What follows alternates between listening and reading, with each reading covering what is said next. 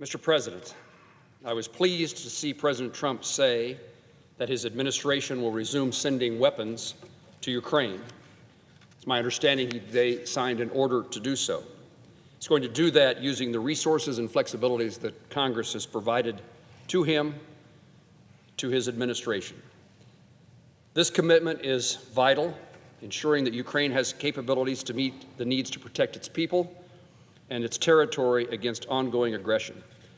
America's security is closely linked to the stability of the free world. If Ukraine fails to repel Russia's invasion, the consequences will extend far beyond Eastern Europe, threatening the safety, economic strength, and global leadership of the United States of America.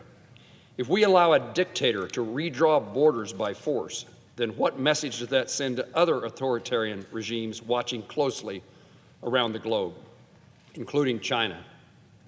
It sends a message of weakness, it invites further aggression, and it threatens our allies and partners around the globe. The cost of inaction will far outweigh the cost of action.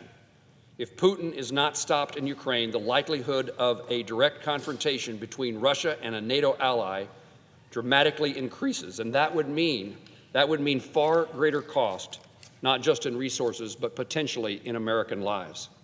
The President has tried to negotiate a peace agreement, but Putin has indicated in almost no uncertain fashion lack of interest.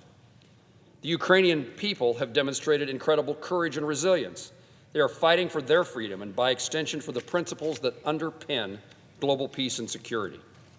Our response to what we are seeing in Ukraine and across the globe should be to build more capacity and ensure that we have a resilient industrial base with the ability to handle all the possible threats the United States faces now and into the future.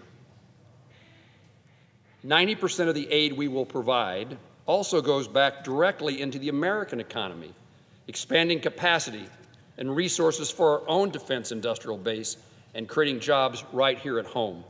Expanding that industrial base is hugely important to the future, the well-being, the national security of our nation.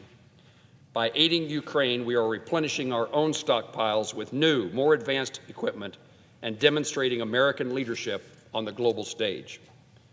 President Trump also secured a recent agreement at the NATO summit in which members of the alliance agreed to increase defense spending from 2% to 5% by 2035.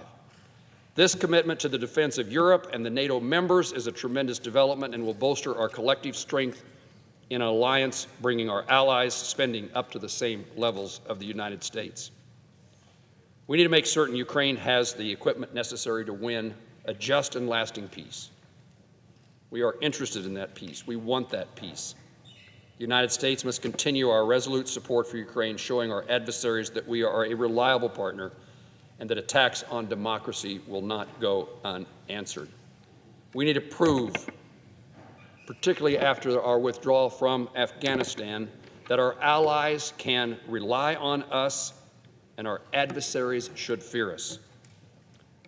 Mr. President, I thank you for your engagement today and in the past, the things that you've secured to see that there's a bright future for the people of Ukraine. And I thank you, Mr. President, for my time on the floor.